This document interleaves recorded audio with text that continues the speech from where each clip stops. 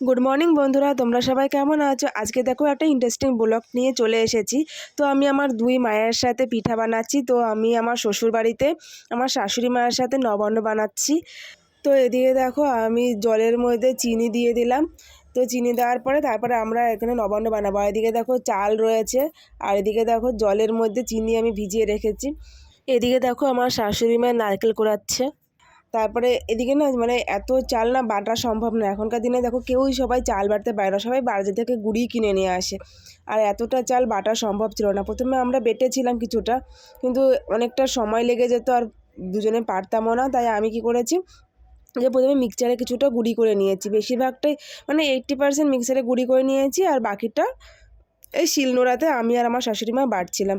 কারণ যে কোনো জিনিস না বাটা শিলনোড়ায় বাটলে যে স্বাদ আসে, মিক্সচারে করলে সেই স্বাদটা আসে না। তাই মিক্সচারে কিছুটা করেছিলাম, বাকিটা বেটে নিয়েছিলাম। তো ওইদিকে দেখো আমি মিক্সচারে গুঁড়ি করছি, আর যেটুকু বের করেছিলাম গুঁড়ি করে, তো সেটা আমার শাশুড়ি মা বাটছে, আর আমিও পরে ওনার সাথে বাটছিলাম। তো আগে তো গুঁড়িটা করতে হতো, তাই আমি ওইদিকে গুঁড়ি করলাম। তারপরে এদিকে দেখো দুজনে মিলে বাটছি আর গল্প করছি। তো আমি শ্বশুরবাড়িতে প্রথমবার নবান্ন বানাচ্ছি। তো কি বলো তো, আমাদের বাড়ি থেকে দুটো নারকেল দিয়েছিল, তো সেই নারকেল দিয়ে নবান্ন বানানোর একটা নিয়ম ছিল। তো এই কারণেই আমরা এই নবান্নটা বানাচ্ছি আজকে। তো এই জন্যই আমি আর আমার শাশুড়ি মা দুজনে মিলে নবান্নটা বানিয়েছি। তো এদিকে আমি আর আমার শাশুড়ি মা নবান্ন বানিয়েছিলাম। তো এদিকে দেখো আমার নবান্ন প্রায় রেডি হয়ে গেছে। তো এদিকে দেখো প্রায় রেডি। এবার এটা সবাই মিলে খেয়েছিলাম, সবাই বলেছিল ভালো হয়েছে, আমারও ভালো লাগছিলো। কিন্তু নবান্ন বেশি একটা খাওয়া যায় না, যেহেতু কাঁচা চালের গুঁড়ি দিয়ে করা, তো অতটা খাওয়া যায় না। তো ভালোই লাগে খেতে।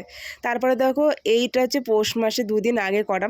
তো পৌষ মাসের জন্য যেহেতু পিঠা পায়েস বানাতে হয়, তো আমার মা সিউই পিঠা বানিয়েছিল। এটা অনেকে চুষি পিঠাও বলে থাকে।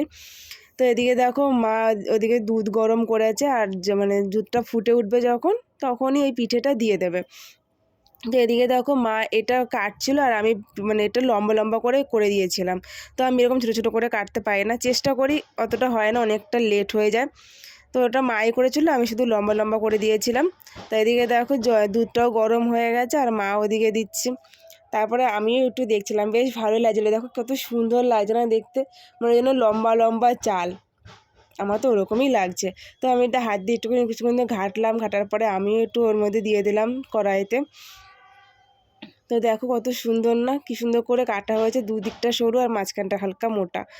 তো এটা খেতে বেশ টেস্টি লাগে, ভীষণই ভালো লাগে খেতে। আর যত দুধটা একটু বেশি দিলে পরে আরও বেশি টেস্ট লাগে খেতে। তো ওদিকে দেখো মাও দিচ্ছে, আর মার সাথে সাথে আমিও কিছুটা দিয়েছিলাম।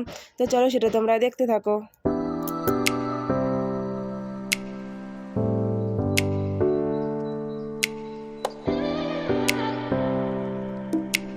তো এদিকে দেখো আমিও দিয়ে দিয়েছি কিছুটা, ওদিকে দিচ্ছি আর হালকা হালকা করে নাড়া দিচ্ছি। কারণ নাড়া না দিলে না ওটা নিচে পুড়ে যায়। তো একটা ছোট্ট ভুল হয়ে গেছিলো কি জানো তো, এর মধ্যে না আমি মাকে বলেছিলাম একটু কিশমিশ কাজু বাদাম দিতে, ঘরে ছিল তাই মাকে দিতে বলেছিলাম। তো কিশমিশটা খুঁজে পাচ্ছিলাম না, কাজু বাদামটা খুঁজে পেয়েছিলাম, কিশমিশ সামনে রাখা ছিল তাও খুঁজে পাচ্ছিলাম না। তা ওই কারণে একটু হালকা দাগ লেগে গেছিলো। তারপর এর মধ্যে কিশমিশ কাজু বাদাম দিলাম, দিয়ে ওটা নাড়াচাড়া করে তুলে দিয়েছি। তো ওদিকে দেখো প্রায় হয়েই গেছে, তবে একটুখানি দুধ একটু কম পড়ে গেছিলো। তা মাকে বললাম যে মা একটু দুধ তাহলে দিয়েই দাও, আর খেতেও আরও বেশি টেস্টি লাগবে। তো মা আর একটু দুধ দিয়ে দিয়েছিল, কিন্তু ওই কাজু বাদামটা খুঁজতে গিয়ে একটু শক্ত শক্ত হয়ে গেছিলো। আর একটু পাতলা করলে পরে এটা পরে আরও ঘন হয়ে যায়, কিন্তু এটা একটু বেশি ঘন হয়ে গেছিলো, কিন্তু খেতে আমার বেশ ভালোই লাগছিলো। তো তোমাদের এই পিঠেটা কেমন লেগেছে, আর তোমরা কারা কারা এই পিঠেটা খেয়েছো তারা কমেন্ট করে অবশ্যই জানিও। আর যদি আমার এই ভিডিওটা তোমাদের ভালো লেগে থাকে তাহলে অবশ্যই একটা লাইক ঠুকে দিও, আর আমার চ্যানেলটা সাবস্ক্রাইব করে দিও। আর যারা সাবস্ক্রাইব করছে তাদেরকে অনেক অনেক ধন্যবাদ। সবাইকে শুভ পৌষ পার্বণ, সবাই পেট ভরে পিঠে খেও। তো এখনের মতন টাটা।